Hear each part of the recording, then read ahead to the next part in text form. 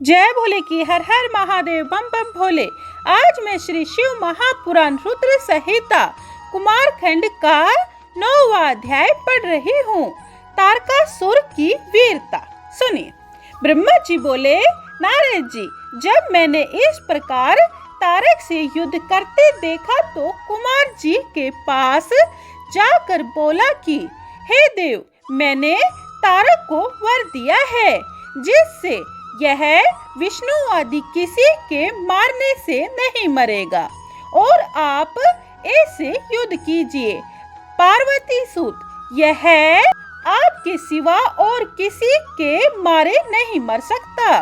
नारद जी, मेरी इस वाणी को सुनकर शंकर तनय कुमार रथ से उतर पैदल हो गए और एक परम कांतिमान उल्का के समान अपनी शक्ति को उठा लिया। तब देवताओं को मारने वाले तारक ने उन्हें देखकर कहा, क्या स्त्रु पर प्रहार करने वाला वह कुमार यही है? परंतु मैं एक ही वीर इस कुमार को तथा सब वीरों सहित तुम्हारे सब लोकपालों और गणों को युद्ध में मार सकता हूँ। ऐसा कहकर वह महाबली कुमार की ओर वक्र दृष्टि से देखता हुआ अपनी एक परम अद्भुत शक्ति को धारण कर युद्ध करने चला। फिर देवताओं से कहा, अरे मूर्खो, तुमने इस बालक को मेरे सामने क्यों कर दिया? क्या तुम सबको और विशेषकर इस विष्णु को ऐसा करते लज्जा नहीं आती? अब मैं जो इस बालक को मारूंगा तो इसका पाप तुम्हें लगेगा, किंतु बालक, तुझे तो अपने प्राण बचाने चाहिए। जा, तू भाग जा, मैं तुझे नहीं मारूंगा। इंद्र और विष्णु की इस निंदा से तारक का पुण्य क्षीण हो गया। इसी समय इंद्र ने अपना वज्र चलाकर इस पर प्रहार कर दिया। वह पृथ्वी पर गिर पड़ा, परंतु तत्क्षण रोष से उठ खड़ा हुआ। ऐरावत पर चढ़े इंद्र को अपनी शक्ति से प्रहार से धराशायी बना दिया। इंद्र के गिर जाने से देवताओं में हाहाकार मच गया। तारक ने उस गिरे हुए इंद्र को अपने पैरों से भी प्रमाणित किया। इससे भी उसका धर्म क्षीण हुआ। यह देख विष्णु जी ने उस पर अपना चक्र चला दिया। विष्णु के चक्र ने उसे पीड़ित कर धराशायी बना दिया, परंतु वह शीघ्र ही उठ पड़ा और जो अपनी प्रचंड शक्ति से विष्णु जी को मारा तो वे भी तत्काल ही मूर्छित हो पृथ्वी पर गिर पड़े और देवताओं में हाहाकार मच गया। विष्णु जी जब तक उठे कि वीरभद्र ने अपना प्रचंड शूल लेकर उसी प्रतापशाली दैत्य पर आक्रमण कर दिया। उसके लगने से तारकासुर भूमि पर गिर पड़ा, किंतु तत्क्षण उठकर उसने अपनी शक्ति चला वीरभद्र को भी धराशायी बना दिया। क्षण भर के लिए वीरभद्र को मूर्छा आ गई। देवता हाहाकार करने लगे। तारकासुर महाकाल के समान चमकने लगा। 9वां अध्याय समाप्तम। जय भोले की। 10वां अध्याय तारकासुर वध। सुनिए। ब्रह्मा जी बोले, अब शिव जी के चरणों का ध्यान कर कुमार अपने असंख्य गणों को साथ लिए हुए उस असुर को मारने के लिए उससे युद्ध करने लगे। देवताओं ने जय जयकार की, ऋषियों ने अपनी श्रेष्ठ वाणी से उनकी स्तुति की। तारकासुर और कुमार का भयानक युद्ध हुआ। दोनों वीर हाथ में शक्ति लेकर परस्पर युद्ध करने लगे। दोनों महाबली एक दूसरे पर भीषण प्रहार करने लगे। मंत्रों से दोनों परस्पर युद्ध करने लगे।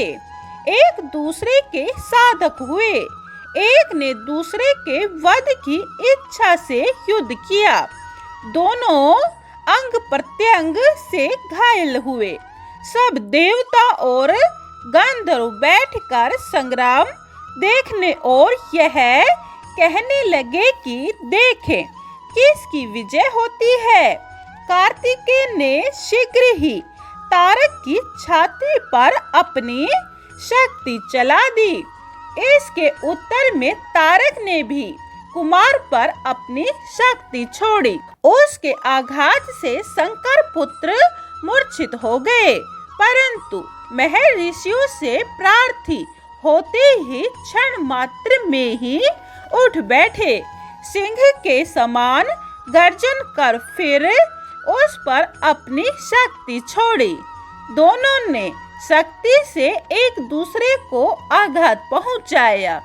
फिर श्री पार्वती जी और शंकर जी को मन ही मन प्रणाम करते हुए तारक को मारने के लिए कुमार ने अपनी एक दूसरी प्रबल शक्ति उठा ली और शीघ्र ही चलाकर जो उस असुर की छाती में मारा, तो वह शीघ्र ही विदीर्पण होकर पृथ्वी पर गिर पड़ा। वह महाबली असुर सबके देखते देखते नष्ट हो गया। कुमार ने फिर उस पर प्रहार न किया। फिर तो निर्भय हो सब देवताओं ने सब असुरों को मार भगाया। बचे हुए असुर कुमार की शरण आए। दैत्यों की सेनाएं नष्ट हो गई। देवता विजयी हुए। त्रिलोकी में महा आनंद छा गया। विजयी कुमार अपने गणों को साथ ले माता पार्वती के पास आए। पार्वती जी स्नेह पूर्वक कुमार को अपनी गोद में बैठा प्यार करने लगी। देवताओं ने फूल बरसाकर उनका अभिवादन किया। गाने बजाने का अपूर्व उत्सव हुआ। देवताओं और गणों ने हाथ जोड़कर उनकी स्तुति की।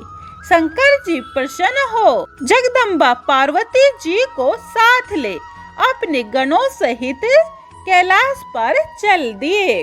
10वां अध्याय समाप्तम। जय भोले की 11वां अध्याय कुमार की प्रबल विजय। सुनी। ब्रह्मा जी बोले, नारद जी, इसी समय बाणासुर नामक दैत्य से पीड़ित क्रौंच नामक पर्वत ने कुमार के पास आकर उनकी स्तुति की और कहा कि हे प्रभु, मुझे बाणासुर बड़ा कष्ट दे रहा है और मेरी रक्षा कीजिए। तब क्रौंच की स्तुति से प्रसन्न हो स्कंद जी ने उसे सांत्वना दी और शिवजी का ध्यान कर वहीं से बैठे बैठे बाण के लिए जो एक शक्ति छोड़ी, तो इसे भस्म करती हुई शीघ्र ही कुमार के पास लौट आई। कुमार ने क्रौंच से कहा कि अब तुम निर्भय हो, अपने घर जाओ। राजा क्रौंच कुमार का यह वचन सुन उनकी स्तुति कर अपने घर लौट गया। वहां जाकर उसने शंकर जी के प्रश्नार्थ उनके 3 लिंगों की स्थापना की, प्रतीश्वर, कपालेश्वर और कुमारेश्वर। ये तीनों ही लिंग सिद्धिदायक है। फिर देवगुरु बृहस्पति को आगे कर सब देवताओं ने कैलाश में जाने की इच्छा की, तो वहां प्रलंबासुर नामक दैत्य उपद्रव करने लगा। उससे पीड़ित शेष जी का पुत्र कुमुद कुमार की शरण आया। गिरजा पुत्री की बड़ी स्तुति की। कुमार ने प्रसन्न हो शक्ति चला प्रलंब का संहार कर दिया। वह असुर अपने अनुचरों सहित मारा गया।